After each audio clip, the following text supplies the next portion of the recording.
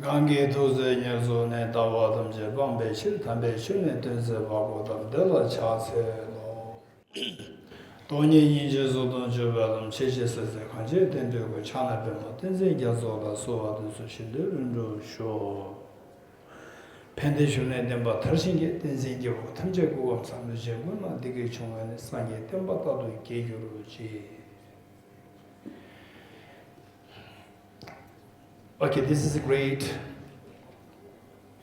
honor for me to be with all of you, and my great respect to Geshe-la and all the monastic members and the president of Lamdon Society and all the founding members here, the Mr. Murugla and so forth, who I had the honor of meeting with them years ago when Lamdon was going to celebrate the 50th year of the anniversary of the founding of the Lamdon, and also the school principal, the vice principal, and all the respective teachers, and the students from Lamdon School, as well as many other schools who Lamdon School so kindly brought them here,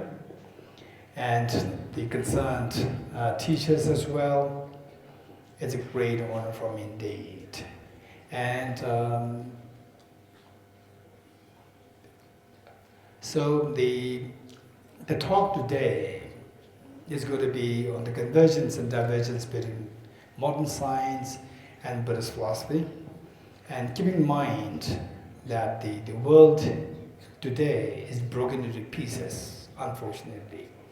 Broken into pieces with wars, conflicts, border tensions, and including the domestic violence and so forth. So this talk is from just to give you a little bit of my background, my association with Lamdon School, was that back in 2004-5, I think for about like 2 or 3 years, I went to Ladakh when all the students were yet to be born. And I've been coming to Ladakh. Many of the Ladakh young boys and girls, they told me, this is your first time. My response is that I came to Ladakh before you were born.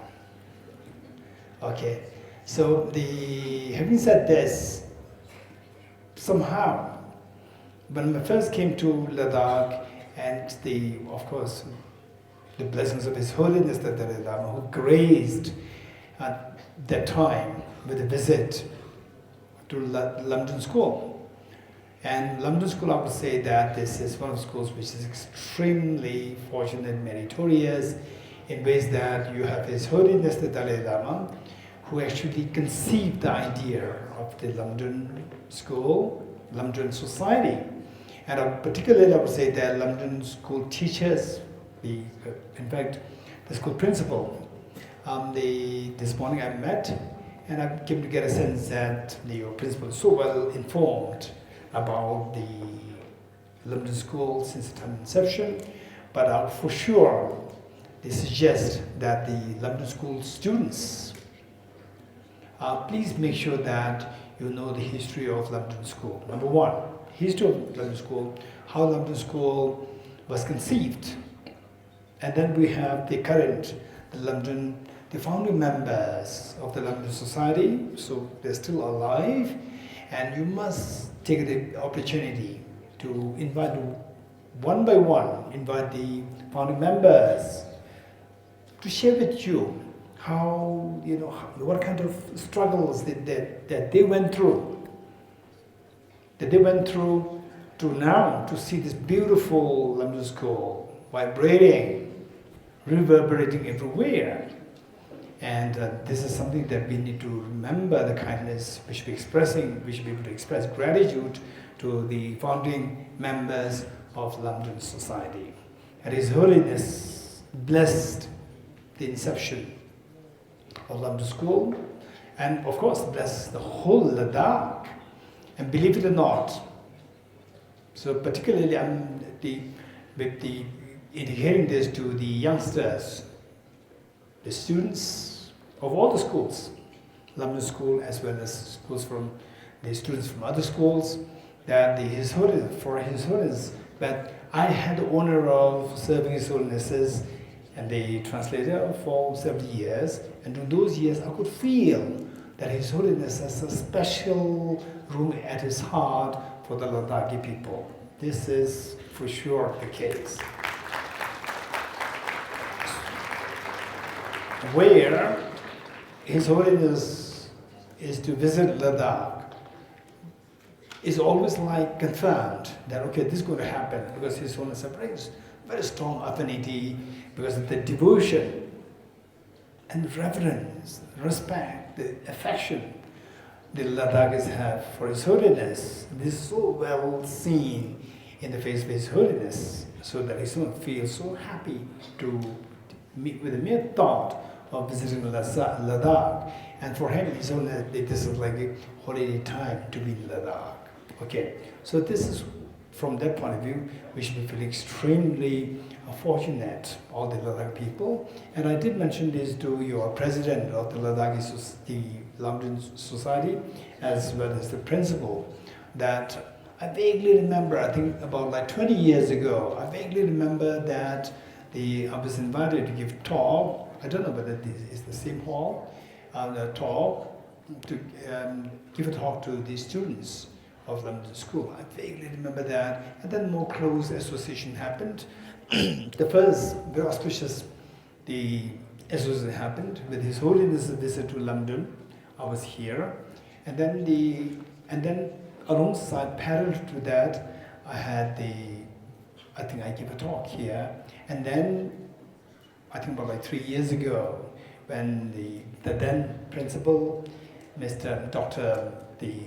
Dawala, Stanza Dawala, he asked if I can help to organize all these big programs, and as your president, very clearly dedicated president, along with all the members, founding members of Lamdon Society, and they came to Tibet House, and we had the lengthy discussions on the programs. So that was my more intimate, the friendship, relationship with Lamdon Society and Lamdon School. So without much ado, I'd like to jump to my topic, and then there's going to be a question answer session. So since that is already about like 11 o'clock, so 11 to 12, I will give a talk, and then I may invite questions. Questions particularly, I'll be most happy if the questions are coming from the student side. Students, Lamdon School, or there are many from other schools as well, the students from all the schools who are present here, please, I would like to listen to you. Listen to you, I can feel, and at times, the students' questions at times can be extremely unpredictable, very profound questions, and then that could be a great takeaway for myself, for a great learning exercise for myself. So with this in mind, okay, so I have the PowerPoint presentation, and the Lamdon School students at the back. Can you see what is on the screen? Can you see? Okay, I don't answer what you're saying. Yes or no? I don't. Okay, yes. Okay. So basically, let us say that we're talking about the convergence and divergence. The convergence meaning, what are the parallels? What are the things which are similar between Western science and Buddhist teachings, or Buddhist philosophy, Buddhist psychology? What are the similarities and what are the dissimilarities? So we have to know both. And His Holiness the Dalai Lama is such an enlightened master on both sides. And I mean, just to share with you some thoughts, particularly I would say that the young boys and girls, of the students from all the schools, Lamdon School and other schools, what I'd like to share is that His Holiness Dalai Lama, we're extremely meritorious that we are born at the age His Holiness the Dalai Lama was breathing the same air. We are breathing the same air. We are treading the same earth. That His Holiness is breathing the air. That His Holiness is treading the earth. We are doing the same thing. So we are very fortunate. And here's the embodiment of the wisdom, of the compassion. And so while I go through these PowerPoint presentations, explain to you a little bit about the convergence, divergence here and there, I will not hesitate to bring up some of the memories, some of the very important memories, very precious memories that I had in my life to share with particularly the students and the rest of the participants as well. So, in the first place, my question to all of you, particularly the students, is what do you think is the purpose of a life? What do you think is the purpose of life? Okay, this is my question to the students. Anyone, students from whichever school it doesn't matter. Anyone? Anyone? What's the purpose of life? Okay, if possible, Mike. And you also introduce yourself, your name, your school. Thank you. So, hello, good morning. So, my name is Geshe Damdul and I'm studying in Druk White Lotus School, Druk Padma Kharpo. So, I think the main purpose of life was to be a good human being, I think so. Okay, to be a good human being. Amazing. Thank you. Anyone else? Anyone else? Any student? Okay, one the London girl. Okay, let's not forget, there's no right and wrong answers. The answer that this girl gave is amazing. Next. Geshe-la and everybody, good morning. I think the purpose of our life is not hurt others and ourselves as well. Not? Hurt others and ourselves. Okay, not injure, not hurt others. And yourself. Very good. Very good. Okay, thank you. And is there anyone? Okay, yes, the girl here.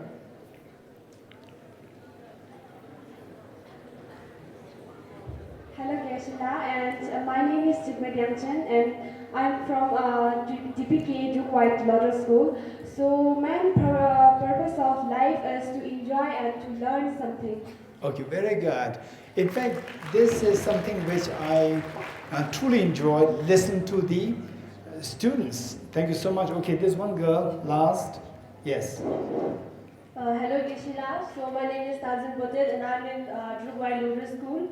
So I think that the main purpose of the life is to help other people in all the difficult ways. Okay, to help others. Wonderful, amazing. Thank you. Okay, now what I would say is that there's Tenzi Choyang. Yes, she likes to share with us what's the purpose of life. To be happy. To be happy, wonderful. Okay, thank you. Now, let us listen to what His Holiness the Dalai Lama has to say, and then following that, what Albert Einstein has to say. Okay, so His Holiness the Dalai Lama, all the answers, it's not that the answer is wrong, this is right. No, they're all correct answers because I see that they're all in line with His Holiness the Dalai Lama's answer. Okay, it was many years ago, 2008. How many years now? How many years ago? How many years ago? 2008. Anyone? Okay, 17 years. Okay, let's say 17 years.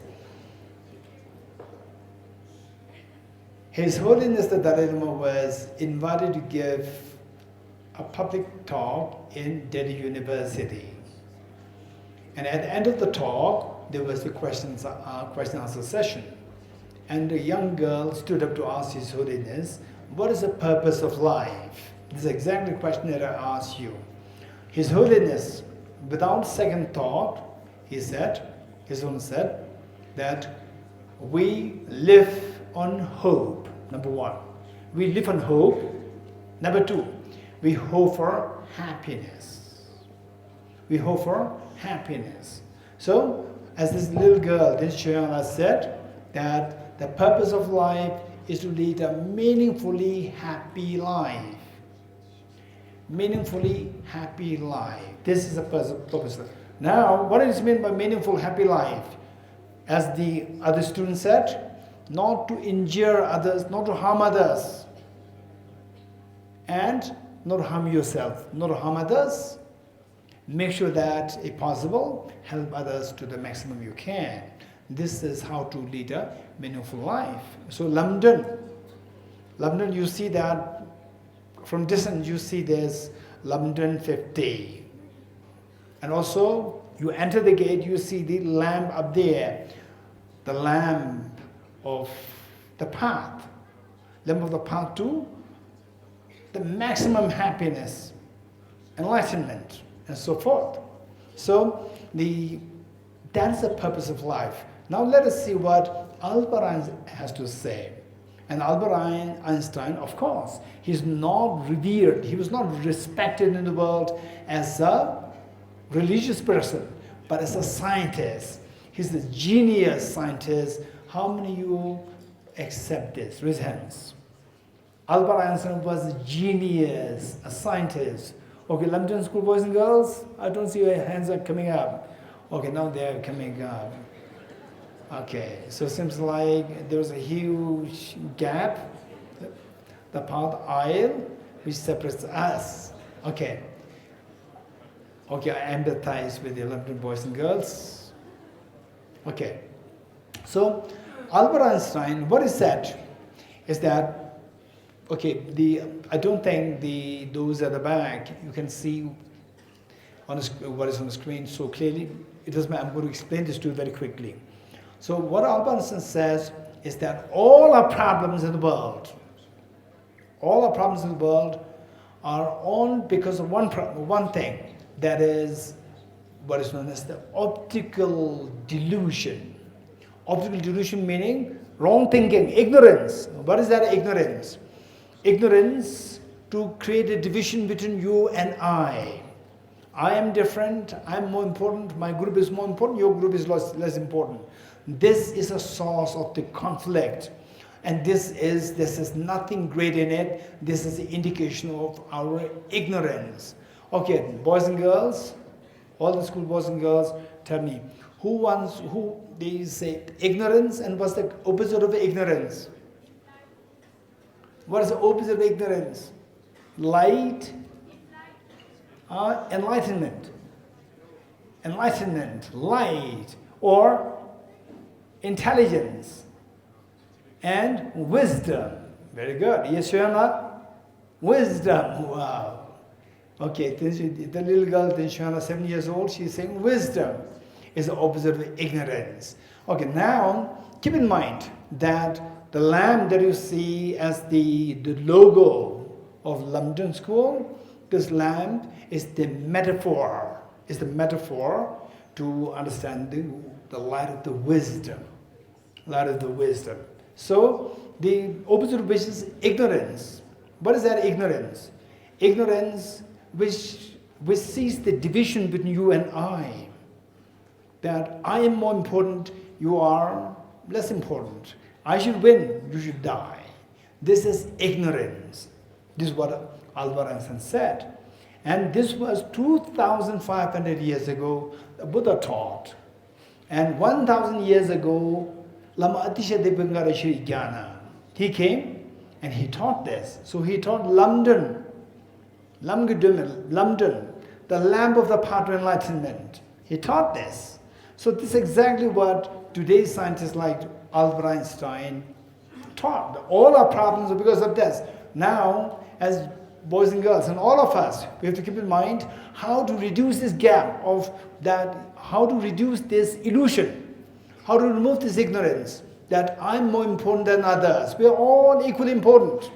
There's nobody who's inferior to you. Everybody's equally important. You're also important, others important. So, creating this division, Albert Einstein said, this is an optical delusion. So, I'm reading this text, which the quotation from Albert Einstein, who said, those at the back, if you cannot see what is written there, I'm going to read it for you. A human being is a part of the whole, called by us universe as a part, limited in time and space.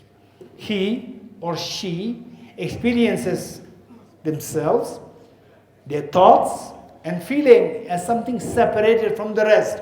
I'm important, you are nobody. This he describes as a kind of optical delusion of their consciousness. Next slide. What is that delusion? That I and we are superior, you and yours are inferior. This is optical delusion. This is a disease. There's nothing great in it. Let's not forget it. Let's not forget it. His Holiness the Dalai Lama is always there to say that His Holiness, I'm sure that the elders, the seniors, they heard this so many times, but the young boys and girls, I don't know whether how much you got the chance to hear this. His Holiness says that whenever I interact with people, I don't see the other person as rich, poor, high, low. I only talk to the other person as another human being. Who's human being? Ladakis or non-Ladakis? Hey, the boys and girls from the schools, Lamdon School, other schools, tell me, who are the human beings? His Holiness said that whenever I interact with somebody, I interact with the other person not as high, low, boy, girl, this, that, so forth, but I interact with the other person as a human being. And who's human being? You or others? Both. Ladakis or non-Ladakis? Lamdon or non-Lamdon? Buddhist, non-Buddhist? All. Very good. All of us. This is beautiful. All of us. Meaning that there's no they and you. We. This is what Alban says. His Holiness says that I talk to others as another human being. Not that I am Dalai Lama. This, His Holiness says, never even in the dream it comes to his mind that I am the Dalai Lama. But in the dream, it does come that I'm a human being. And who's human being? We are all human beings. This is His Holiness the Dalai Lama's greatness. His Holiness is a root guru. We learn from His Holiness how to be humble, how to express humility, how to assume humility. That is so important. So with this mind, what I'll continue reading, what Alban said, is that this delusion that I am great, we are more important, I'm more important, this is a disease, there's nothing good in it. This delusion is a kind of prison for us. It's a prison, restricting us to our personal desires and affection for a few persons nearest to us. Our task, now what should we do? How to remove this disease? He said, our task must be to free ourselves from this prison by widening our circle of compassion.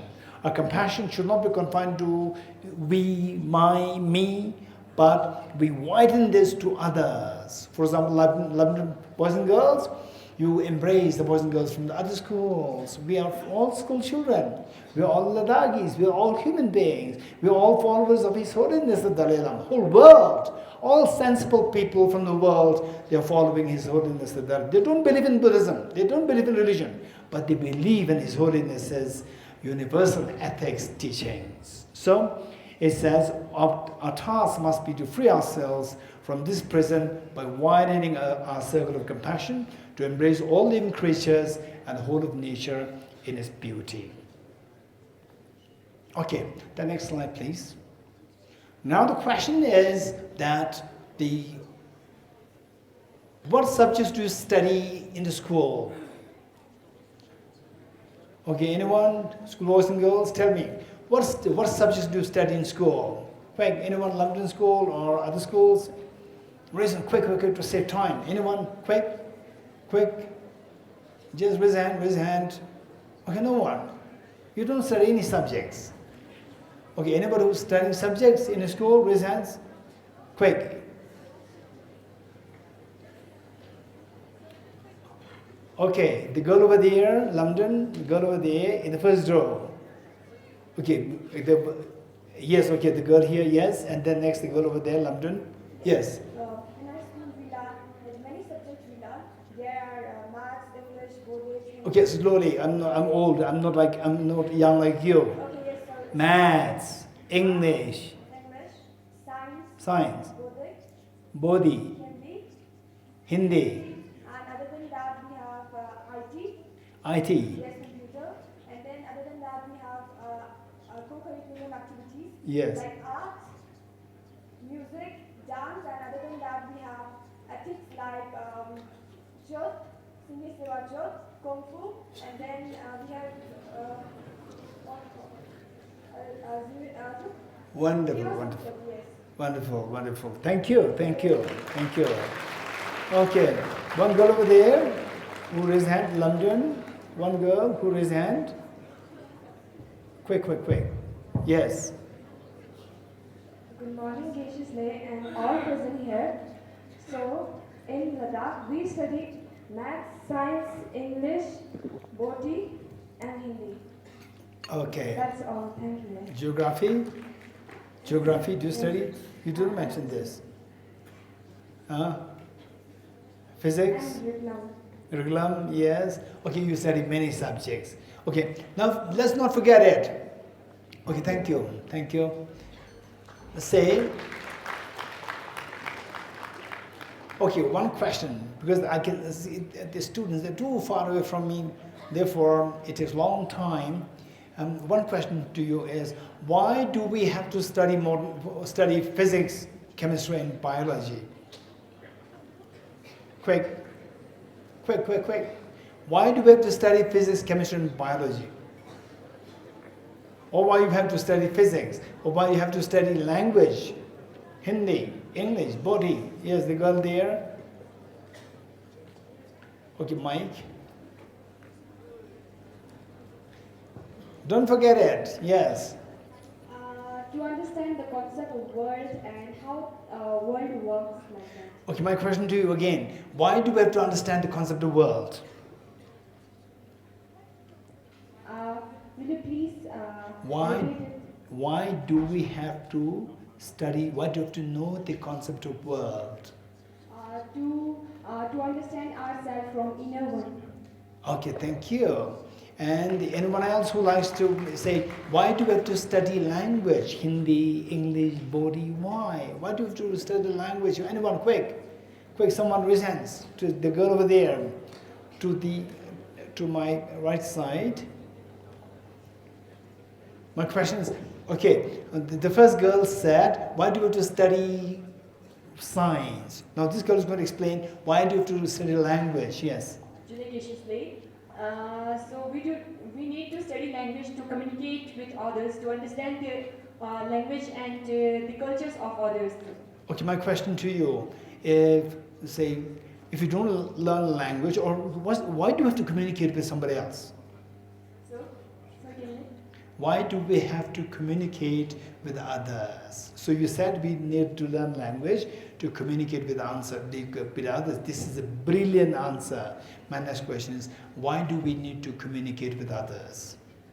We need to communicate because as we are human beings or living beings, we know that we have to interdependent with others.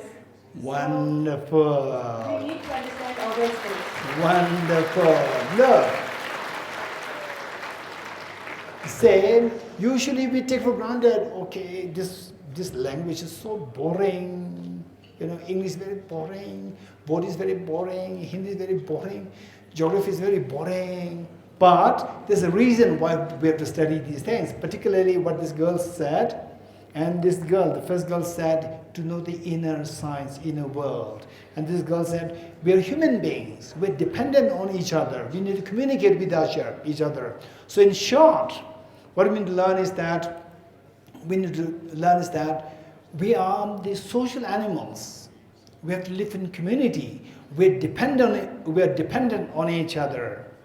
Because we are dependent on each other, we cannot, there's no way by which we can underestimate, we can see others, look down upon others. This is so important. So with this in mind, if we don't learn these things, we end up into miseries. We go back 2,000 years, 3,000 years, 4,000 years. Like particularly, just imagine we were all in the year 0.3 million years ago. You know what is that? What is that date? 0.3 million years ago. Just imagine we go back in time. 0.3 million years ago. We don't have the sophisticated language. We don't have the sophisticated study of the physics, chemistry, biology, and so forth. And what was the situation like? There, the degree of the misery was way more heavier than what we have today. So, to resolve the miseries, we spend a lot of time, energy, resources in schools, studying various subjects, languages, and so forth. So with this in mind, the next question is that after all, what we're doing is to minimize our suffering, to expand our happiness.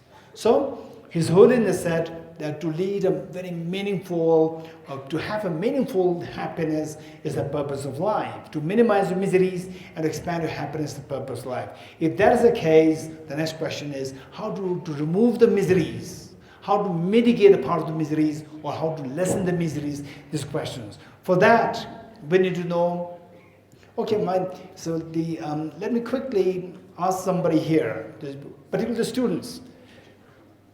Students, and those at the back, Lamdon School, can you hear me? Those at the back? Okay, thank you. My question to you is, I'm going to check how many of you are okay, by the way, all the students here from Lamdon, from other schools as well, my question to you is, how many of you like to, at the end of the day, when you leave the school, when you go to join universities, colleges, how many of you like to make the school proud of you? In other words, how many of you like to make yourself that I'm truly representative of my school, to make the school proud of you? How many of you like to do that? Raise hands. The boys and girls? Okay. Not only Lamdon, all the boys and girls from the different schools. Raise hands. Who likes to make your school proud of you when you leave your school? Raise hands. Okay. Almost all the boys and girls are doing that. Okay, I'll check if you truly want to make your school proud of you. You getting it? Okay, do one thing.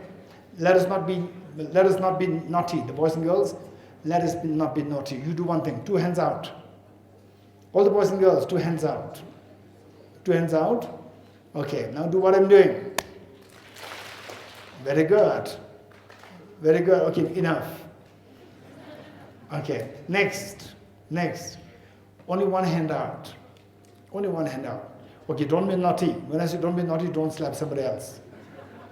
Particularly those who are sitting squeezed. Okay, now do one thing, what I'm doing. Don't hit somebody. If you are hitting somebody, you are a naughty person. Hey, the boys and girls. Okay, good, thank you. Good. Okay, tell me, how many of you hit somebody? Raise hands. How many hit somebody? These naughty boys and girls. Okay, look at those people who raised hands, but they're very honest. Okay, look. Now this is very important. Okay, this is very important. Say, all our problems. At the end of the talk, I'm going to ask questions, while I also invite questions from you. I will also ask questions to you to see how much you have understood what I said, how much you have paid attention to what I said. Okay, so all the miseries that we go through. For example, the school children. When you go home, you are going through your mobiles. And your father said, no mobile today, you have to sit for exam tomorrow. Your mother says, no mobile today. Then what do? You feel very upset. How many agree with me? Raise hands. Yes, okay. So now, don't forget, the first thing you said that I want to make the school proud. I want to make the school proud of me by the time I leave the school. And then your president of Lamdon, the society, also said that Many of the students, they graduated, they're now taking big positions. They're feeling proud of their students. So the students, they also want to make your school proud of you.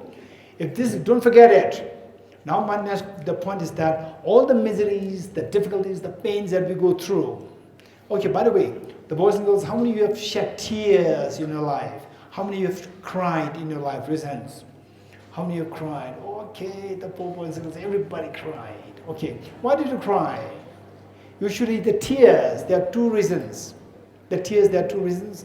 When extremely joyful, there's a tear. When you're very sad, there's a tear. So how many agree with me? Raise hands. The boys and girls, how many agree with me? When you're very happy, there's a tears. When you're very sad, there's a tears. Raise hands. Okay, here I'm talking about the tears of the sadness. How many of you shed tears of sadness? We all shed tears. And this is very painful. This is very painful, so that we go through having to shed tears. Okay. Now, these tears, the sound of the clap is the metaphor for the tears and the pains that we go through. And do you agree with me that the pain that we go through, or the sound of clap, is necessarily because of the two hands coming together? If you agree, raise hands. If you agree, raise hands. Okay, good. Sound the clap should be because of the two hands coming together. Keep this in mind. The students, at the moment, you have your parents, you have your school teachers, school administrators, school principal, and so forth, taking care of you. The moment you go to college, what you will become, we never know.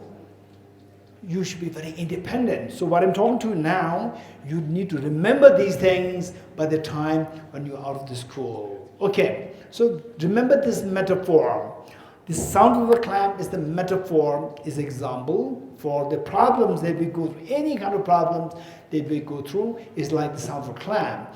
Just as the sound of a clap comes from the two hands coming together, all our problems come about from the two hands, like two factors coming together. External factors and internal factors. Okay. Now, amongst the boys and girls, tell me, what kind of problem in your life? Say, why did you shed tears? Why did you cry? Anyone? Quick. Why did you cry, boys and girls? Hey, school boys and girls, no one. You don't want to share. You don't want to. Okay, yes. Is it the same girl all the time? There's only one girl?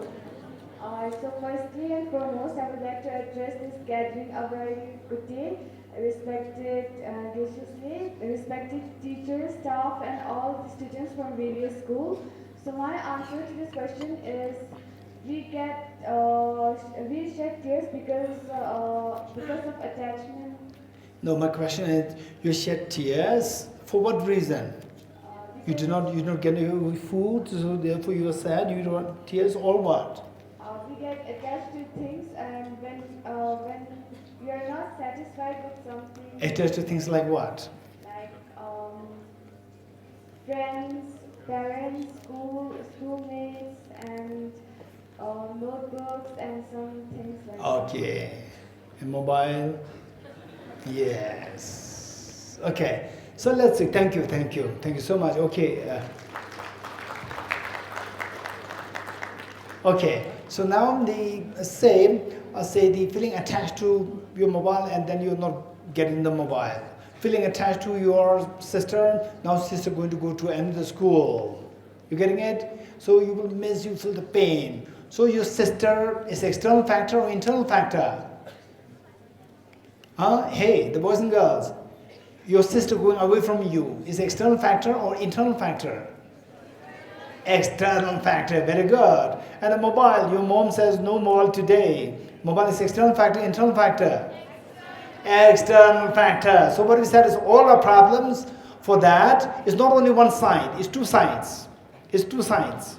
Two hands, external factors, internal factors together, that our problems arise. Okay, now my question to you is, how many external factors are there which can potentially create problem on you?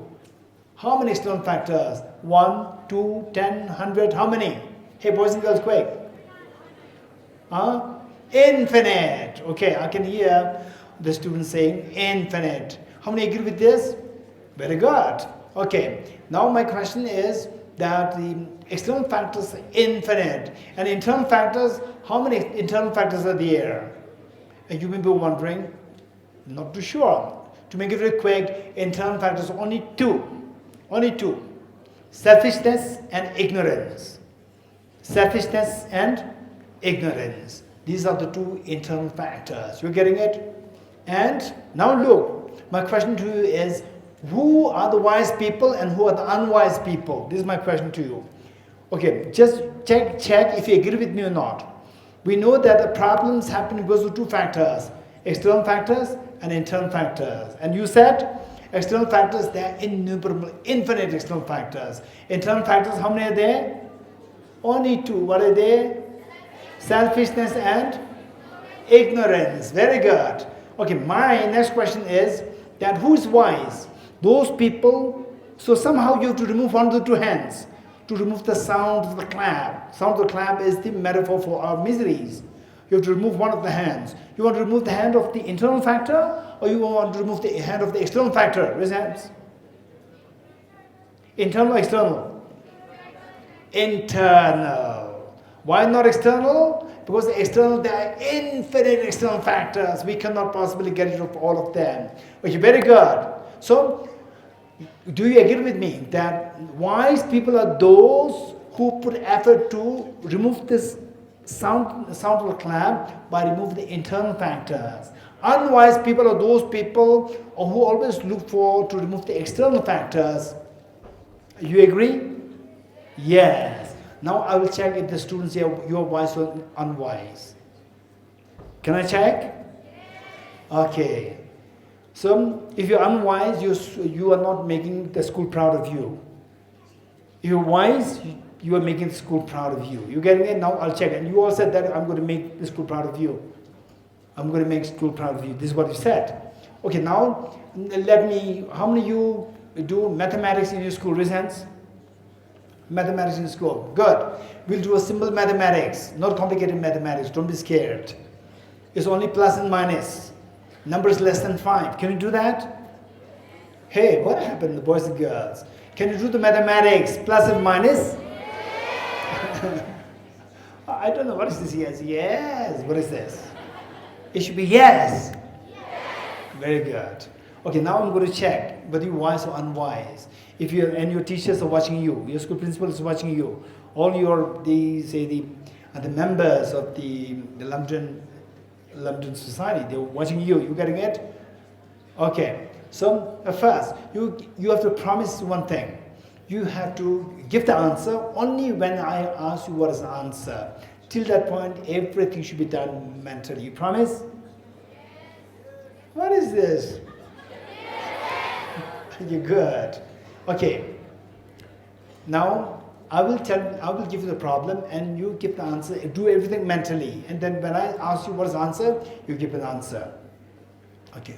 2 plus 2 plus 1 plus 2 plus 1 minus 1 plus 3. What is the answer?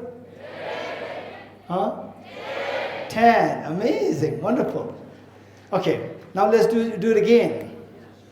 Let's do it again. Same. You give an answer only when I tell you what's the answer. Till that point, do everything mentally. Ready? 2 plus 3 plus 1 plus 2 plus 2 minus 1 plus 2 plus 3 minus 1 plus 2 plus 3 minus 1 plus 2. What's the answer? No? Okay, look. You gave the correct answer to my first question. You could not give the correct answer to the second question. Okay, why you cannot give the answer to the second question? Why not? Just raise your hand. Anyone? Boys and girls? Anyone? Boys and girls? Quick, to save time, just say. Okay, there are thousands of boys and girls, but they are not giving answers. Anyone? Why you could not give the correct answer to this second question? Why? Raise hands. Okay, the boy there, Lamdon? Yes. Okay, let us all listen to what this boy has to say. Julia Geshe-la. My name is Lamdon, and the question answer is the difference between wise and wiseless. First, you say that. No, don't talk about the first. Why in the second case you cannot give the correct answer? First, wise and difference between wise and wiseless. No, I couldn't understand what you're saying. Make it very simple. Make it very simple. Why you cannot give the answer to the second question? Anyone? Okay, the girl here. Girl here. Thank you. Please take a seat. Top 10. Yes. Because you are going fast. Okay, how many agree? What's your name?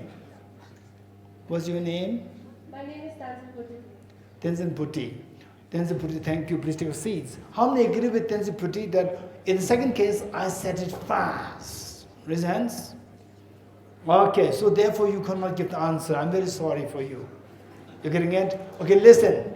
Do you agree with me that I said it fast, so therefore you cannot give the answer? Also that your brain works very slow. Both are responsible, yes? Not only me saying fast, your brain also works slow. That's also a reason. But you blame me. You do not blame yourself. So me saying fast is external, internal. External. Your brain works so slow. It's external, internal. Internal. You're getting it? You blame the external. You do not blame the internal. Oh, so are you wise or unwise? Unwise. You're getting it? Those people who blame the external all the time, these are unwise people. Because external is innumerable, infinite. We cannot get rid of them all. The wise people will do something which they can actually do. Internal factors, which are so less in number, you remove theirs. Those people, to remove the internal factors, you have to identify the internal factors. You do not even attempt to look to the internal factors. Oh, my mind works slow. You do not think like this. You said that you said fast. You're getting it? So therefore, are you making the school proud of you, or you're making the school sad over you? Okay, now what happens to your voice? The volume is down. Okay, so look, this is very important. So I don't mean to say that you are bad. You're getting it? I don't mean to say that the true boys and girls, you are bad. The thing is that this is human psyche. This is a general human psyche. It happens, the wars are happening in the world. All because of this. They always blame outside. So the wise people will see both are responsible, and to stop all these problems in the world, you have to fix the internal things. So therefore, now going back to the screen. Okay, so what are the causes of miseries? We said internal factors and external factors. So here, those at the back, I don't think you can see that. It's fine. So next, we go to, this is very important. Now, internal factors meaning your brain works slow, your mind works slow. You have to improve your operation of your mind. You have to improve the function of your mind. You have to improve the internal factors. For that, this is very important. Now comes the divergence and the convergence of Buddhist philosophy and modern science. Okay, so there what happens is that we have to improve our internal factors. That is, you have to improve your thinking. Improve your thinking. So for that, thinking involves two things. One is that your mind should be intelligent. Your mind should be intelligent. Number two, the mind should get good information. Good information. Good information, and the mind should be very intelligent. These are two things. Knowledge and the wisdom. Knowledge is information, and the wisdom is the knowledge with intelligence, plus directed towards beneficial things. Directed beneficial things. Then this knowledge becomes wisdom. Okay, now look. Knowledge, when you talk about the knowledge, okay, the question to the students. Okay, if somebody can bring me a flower. Okay, my question to the students. So this is where we're going to learn about the pink one. I said bang. Okay, but those at the back, can you see this flower? Geshe-la. Red one. Yes, this one. Good. Good. That's good. Okay, those are back. Which one can you see? The one that, which one? Both which one? The blue and the yellow? Do you see which flower, blue or the yellow one? Red and? White. Very good. I'm checking if you're really seeing something. Okay, you are seeing the red and white. Thank you. So which is clearer, red or the yellow? Red and white. Red one. Okay, so let's go for this. Tell me what is in my hand? Flower. How do you know that? How do you know that there's a flower in my hand? Huh? Look. So the boys and girls, they don't have the answer. How do you know that there's a flower in my hand? How do you know? Raise your hand. Yes. The mic. Because the flower in your hand is visible. It's visible to your eyes. Very good. Thank you. Okay. So what this girl said is that flower, I know the flower is there because the flower is visible to my eyes. Valid cognition, valid mind, valid cognition is visible. So here, do you agree with me that there are two things happening? One is the object, and what is is visible to my mind, to my consciousness, to my eyes. So flower is the object, and your eyes, your mind is the subject. So there is the object-subject discussion. How many of you agree with me? Yes, you getting it? Okay. So when is the school anniversary of Lamdon? Which date? Hey, what is the date for school anniversary?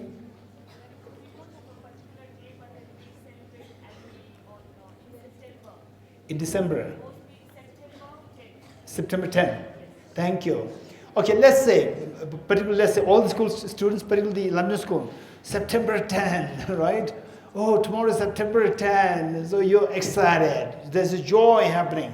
This joy is happening because of the interaction between the object and the subject. What's the object?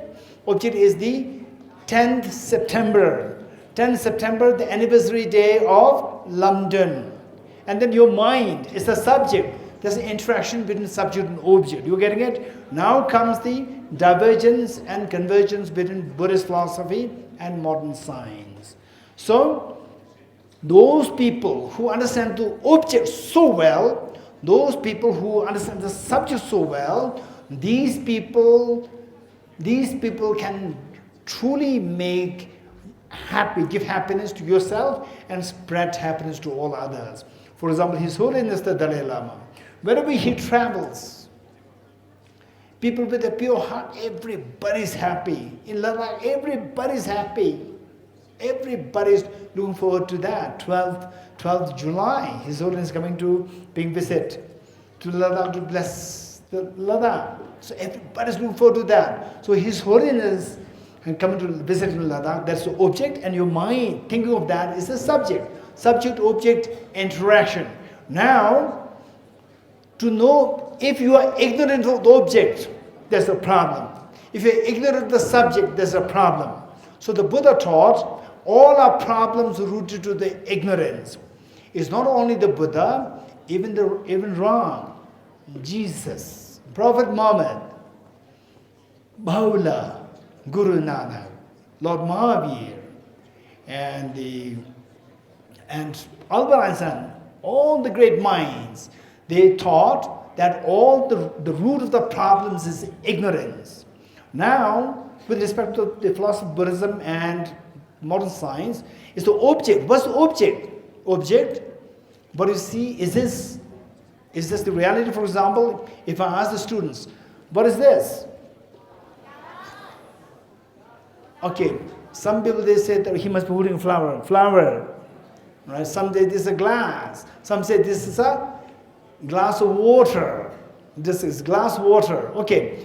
But the chemist will say that this is H2O.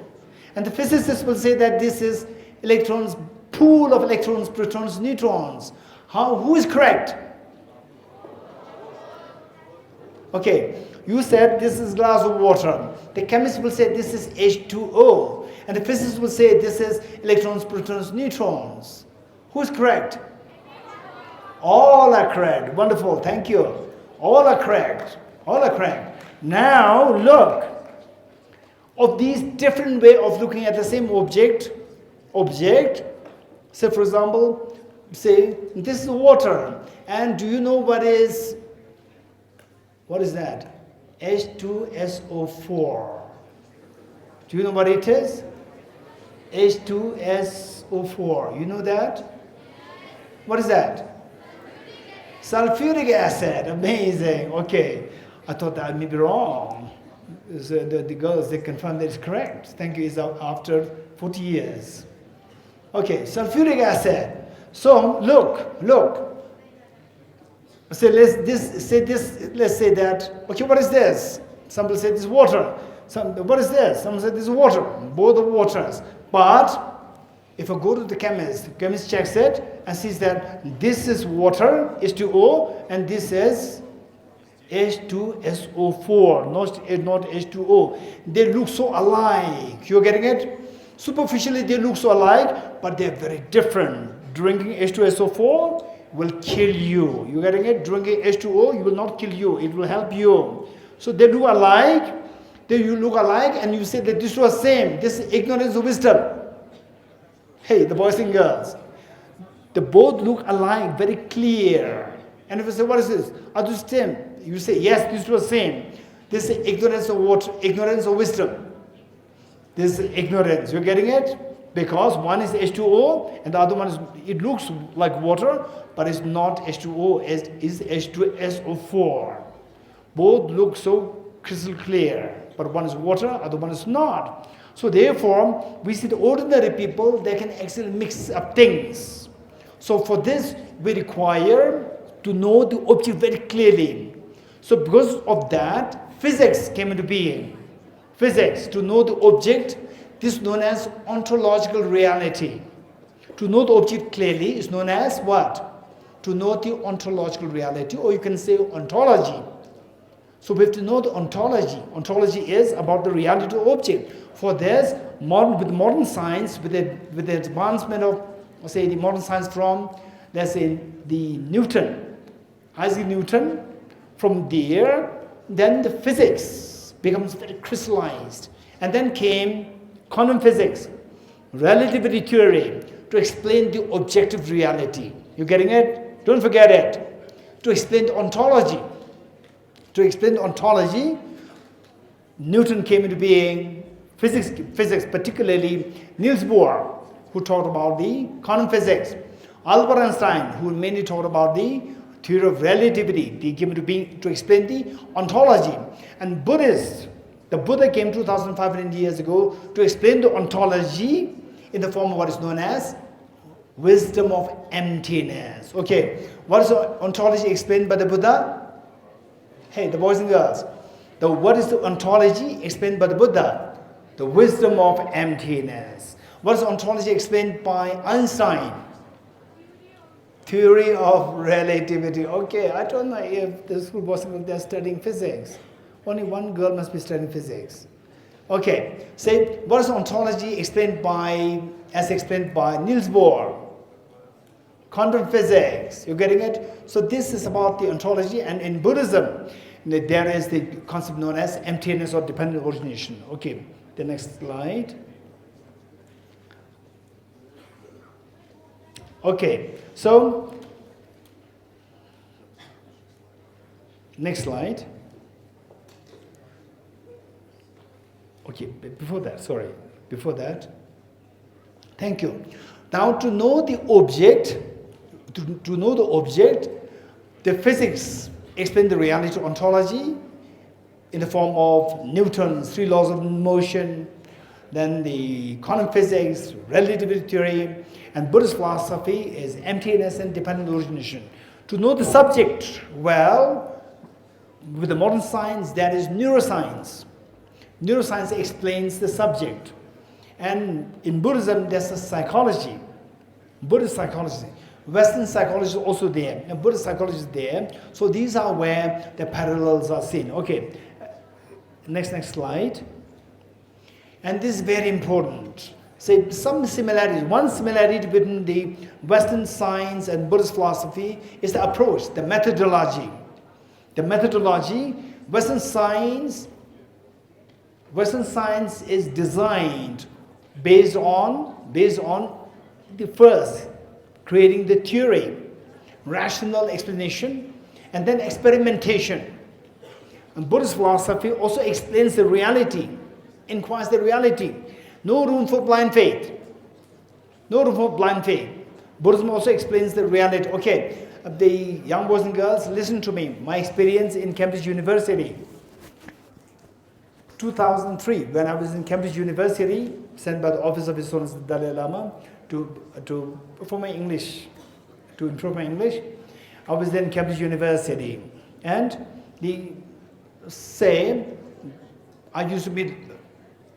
I was so fond of physics in those days. Nowadays it's different. In those days I was so fond of physics, I used to meet a lot of physics professors. So in Cambridge, there was one physics professor who was extremely brilliant. And so this is where, look, your culture, my culture, of the Buddhist philosophy and the modern science, these two are great, there's a great parallels there. There's a great parallel there. So what is one parallel? The methodology. Who does not take for granted your supposition. There's no room for your supposition, but include the reality through reasoning and examination and through inquiries. So this physicist, what he told me was that during our discussion, what he told me that, okay, how many of you, the students, when you go to college, how many like to take physics? Raise hands. How many like to take physics? Only one. Okay, only one. Okay. All subjects, raise hands. How many like to take all subjects or commerce? Raise hands. Okay, many. Okay, now look, what this physicist has to say, you will just like him, I know.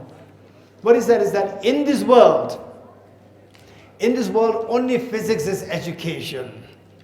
So only this boy is doing education. Rest of us, not, including me, no physics, no education. He said, in this world, only physics is education. And then I asked why. Listen to the reason that he gave and see if you agree with him. He said, because only physics allows you to have a critical thinking. All others are imitation of the earlier teachers. Let me repeat it, what he has to say. Only physics allows you to have critical thinking. All others are imitation of the earlier teachers. Then I asked, okay, look, if this is written that we give, listen to what the Buddha has to say. Then I quoted the Buddha, who said, the bhikshus and the wise people, don't forget it, in Tibetan, Ladakis, you understand the Tibetan a little bit. I'll say this in Tibetan first, followed by English translation. In Tibetan it says, Gelong Thakam Kenam Ki. Sekche Narve Sershin Tu. But maybe some boys and girls, you know how to say this.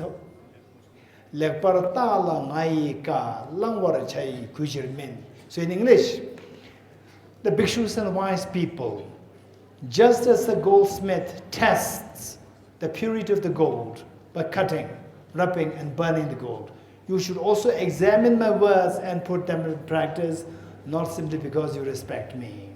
So then this scientist, he remained silent for a few seconds. And he said, oh, the Buddha must have been a great physicist.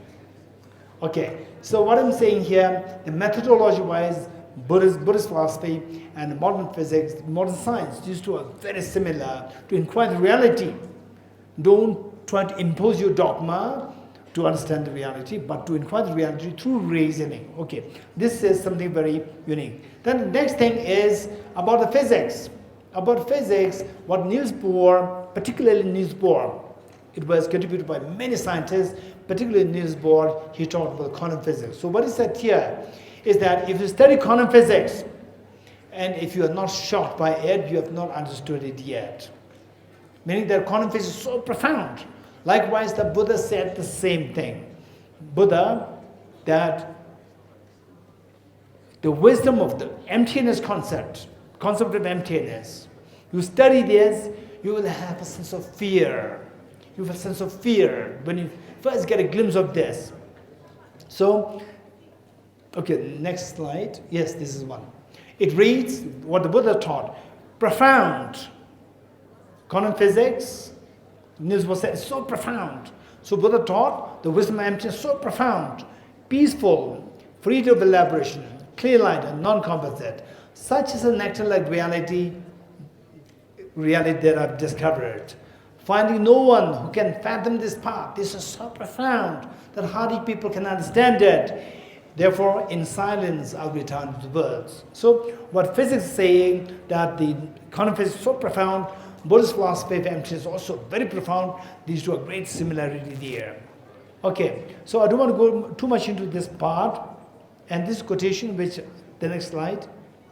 Yes, this quotation which I cited of the Buddha. And so what is ontological reality about emptiness? I will not spend too much time with this. So let us speak about this. Next slide. Next slide. Yes. Now look, in modern physics, there is what is known as so today, say 300 years ago, physics was very rudimentary.